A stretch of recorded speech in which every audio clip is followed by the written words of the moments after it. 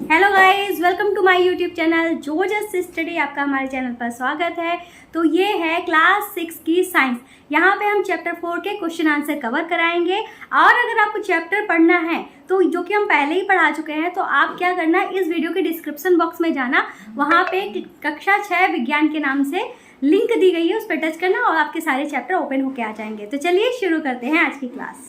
तो पहला क्वेश्चन जो है वो हमसे कह रहा है, निम्न कथनों को ठीक करके लिखिए।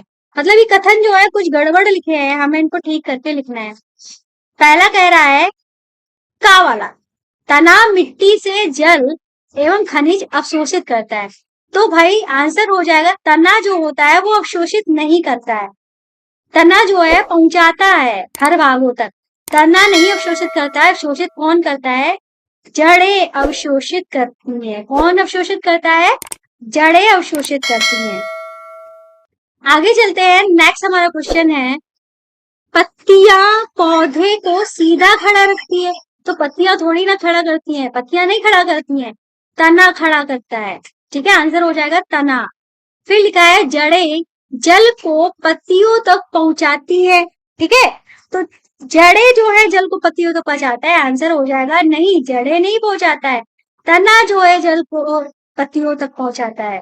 ठीक है, फिर लिखा है पुष्प में बाह्य दल एवं पंखुड़ियों की संख्या सदा समान होती है। तो ऐसा तो नहीं है, बाह्य दल की संख्या जो होती है अधिकतर 4 होती है, लेकिन कभी कभी ज्यादा भी हो जाती है।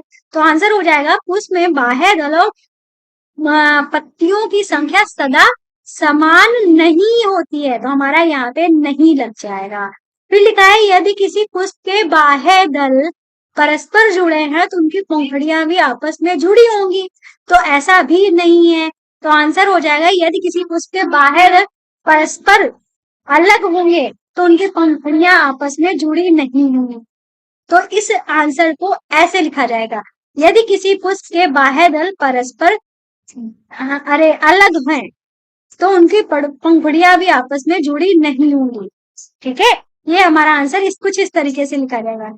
फिर लिखा है यदि किसी पुष्प की पंखुड़ियां परस्पर जुड़ी हैं तो स्त्री केसर पंखुड़ियों से जुड़ा होगा। तो आंसर हो जाएगा यदि किसी पुष्प की पंखुड़ियां परस्पर जुड़ी हैं तो ये जरूरी नहीं है कि स्त्री केसर पंखुड़ियों से जुड़ा होगा। तो इस तरीके से हमारा आंसर पहला वाला किया जाएगा। अब चलते हैं अपने सेकेंड क्वेश्चन पे।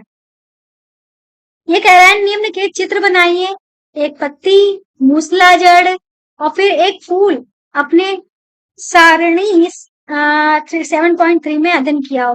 तो इस तरीके से आपको पत्ती बना देनी है, ये मूसला जड़ बना देनी है और एक फूल बना देना है। ठीक है, अब करते हैं अपने थर्ड क्वेश्चन को। थर्ड क्वेश्चन कह रहा है, क्या आप अपने घर के आसपास ऐसे पौधों को जानती हैं जिनका तना लंबा हो परंतु दुर्बल हो? उसका नाम लिखना है। आप इसे किस वर्ग में रखेंगे? तो आंसर हो जाएगा मनी प्लांट जो होता है उसका तना लंबा तो होता है परंतु दुर्बल भी होता है, मतलब उसका तना जो होता है कमजोर होता है। ठीक है, फिर ये कह रहे हैं कि इसे किस वर्ग में रखेंगे? तो आंसर हो जाएगा इसको विसर्पी लता वर्ग में रखेंगे, क्योंकि ये इस तरीके से फैलता है जमीन में ही, तो इसको विसर्पी लता वर्ग में रखेंगे। ठीक है, अब चलते हैं नेक्स्ट क्वेश्चन पे। नेक्स्ट क्वेश्चन पे चलने से पहले आपको बता देते हैं हमारा ऐप, जिसकी लिंक जो है इसी वीडियो के डिस्क्रिप्शन बॉक्स में दी हुई है। ठीक है, चाहे तो आप प्ले स्टोर में जाइए। ठीक है, कहाँ जाना है? प्ले स्टोर में जाना है और इस चैनल का नाम मतलब कि जोजस स्टडी सर्च करना है तो तुरंत हमारा ऐप आ जाएगा जिसका नाम होगा एनसीईआरटी बुक्स एंड सॉल्यूशन। उसको डाउनलोड कर लेना। इस चैनल का लोगो देख लीजिए, यही लोगो लगा हुआ है। ठीक है, वहां पे आपकी सारी की सारी बुक्स मिलेंगी हिंदी मीडियम और इंग्लिश मीडियम में, साथ में ये सारे सोल्यूशन भी मिलेंगे। बिल्कुल फ्री ऐप है, डाउनलोड कर लीजिए। अब चलते हैं क्वेश्चन 4 पे। पौधे में तने का क्या कार्य है? ताने नहीं, हमारा होगा तने का क्या कार्य है? तो आंसर हो जाएगा पौधे में तने का कार्य, यह शाखाओं, पत्तियों, फूलों और फलों को धारण करती है। ठीक है, फिर दूसरा है तना पानी और खनिजों को जड़ों से ऊपरी हिस्सों में पहुंचाता है, या पत्तियों में तैयार भोजन को अन्य भागों तक पहुंचाता है। भोजन कौन तैयार करता है? पत्तियां। पौधों की रसोई कौन कहलाता है? पत्तियां। पत्तियां जो भोजन बनाती है वो पौधों के अन्य भागों तक तना ही पहुंचाता है। अब करते हैं क्वेश्चन नंबर 5। निम्न में से किन पत्तियों में जालिका रूप सिरा विन्यास पाया जाता है? गेहूं, तुलसी, मक्का, घास, धनिया, गुड़हल। तुम्हारा आंसर हो जाएगा तुलसी, धनिया और गुड़हल। इनकी पत्तियों में जालिका सिरा विन्यास पाया जाता है। ठीक है, कैसा पाया जाता है? जैसे इनकी पत्तियां कुछ इस तरीके से होती हैं, ठीक है, आमतौर पे जैसे, और इनके बीच में इस तरीके के ये पतले पतले जाली नुमा सिराएं पाई जाती हैं। ठीक है, तो इसीलिए ये धनिया, तुलसी, गुड़हल में जालिका रूपी सिरा विन्यास पाया जाता है। नेक्स्ट क्वेश्चन है 6। यदि किसी पौधे की जड़ रेशेदार हो तो उसकी पत्ती का सिरा विन्यास किस प्रकार का होगा? ठीक है, उसकी जड़ अगर रेशेदार है तो उसकी पत्ती का सिरा विन्यास जो होगा वो समांतर सिरा विन्यास होगा। कैसा होगा? समांतर सिरा विन्यास, जैसे गेहूं की पत्तियों में होता है सीधा सीधा, इस तरीके से इनका सिरा विन्यास होगा। ठीक है, फिर हमारा क्वेश्चन नंबर 7।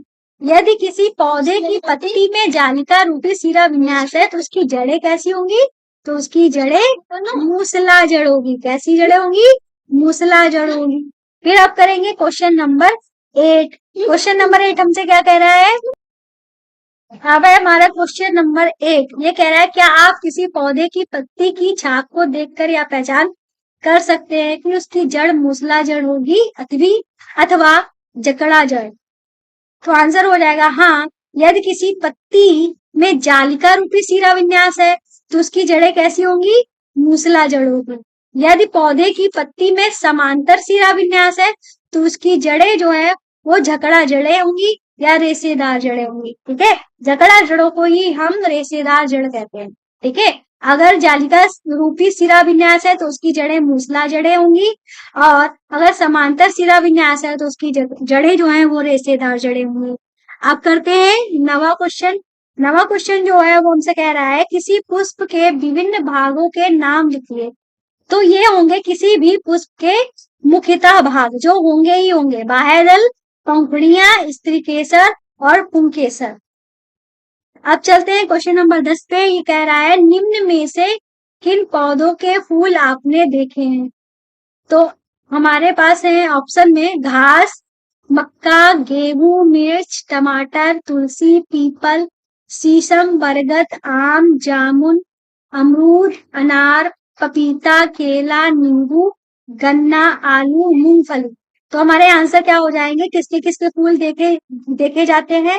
तो मक्का के फूल होते हैं, टमाटर के फूल होते हैं, तुलसी के फूल होते हैं, पीपल में फूल होता है, बरगद में फूल होता है, आम में फूल होता है, जामुन में, अमरूद में, पपीता में और आलू में, इनमें फूल देखने को मिलते हैं।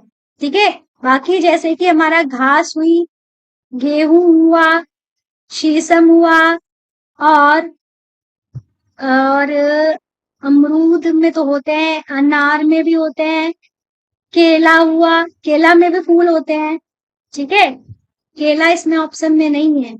ठीक है, केला में भी फूल हमारे होते हैं, और नींबू में फूल हमारे नहीं होते हैं, गन्ने में फूल नहीं होते हैं, मूंगफली में फूल नहीं होते, इनमें फूल नहीं पाए जाते। ठीक है, अब चलते हैं नेक्स्ट क्वेश्चन पे। Question number 11। पौधे के उस भाग का नाम लिखिए जो अपना भोजन बनाता है, इस प्रक्रम को क्या कहते हैं? तो हमारा आंसर हो जाएगा पौधों की पत्तियां भोजन बनाने का कार्य करती हैं। पत्तियों द्वारा भोजन बनाने की इस प्रक्रिया को क्या कहते हैं? प्रकाश संश्लेषण कहते हैं। ठीक है, तो पत्तियों द्वारा भोजन बनाया जाता है, इस प्रक्रिया को प्रकाश संश्लेषण कहते हैं। नेक्स्ट हमारा क्वेश्चन है 12। ये कह रहा है पुष्प के किस भाग में अंडाशय मिलता है? तो आंसर हो जाएगा फूल में स्त्री केसर के सबसे निचले सूजे हुए भाग में अंडाशय उपस्थित होता है। ठीक है, तो स्त्री केसर कुछ इस टाइप का होता है, तो ये इसका फूला वाला हिस्सा होता है, यहीं पे अंडाशय मिलता है। ठीक है, अब चलते हैं क्वेश्चन नंबर 13 पे। ऐसे दो पुष्पों के नाम लिखिए जिनमें से प्रत्येक में संयुक्त और अलग अलग पंखुड़ियां हों। तो हमारा आंसर हो जाएगा संयुक्त पंखुड़ियों वाले पुष्प ये हो जाएगा धतूरा और टमाटर। फिर अलग अलग पंखुड़ियों वाले पुष्प में हो जाएगा कमल और गुलाब। इनकी पंखुड़ियां जो होती हैं, धतूरा और टमाटर की पंखुड़ियां आपस में चिपकी हुई होती हैं, और कमल और गुलाब में इनकी हर एक पंखुड़ी जो होती है वो अलग अलग होती है। ठीक है, तो ये हो गए हमारे क्वेश्चन आंसर। तो आज की क्लास को यहीं पे समाप्त करते हैं। क्लास पसंद आई तो चैनल को सब्सक्राइब करना, वीडियो को लाइक करना मत भूलिएगा। तो मिलते हैं नेक्स्ट चैप्टर के साथ, तब तक के लिए बाय बाय।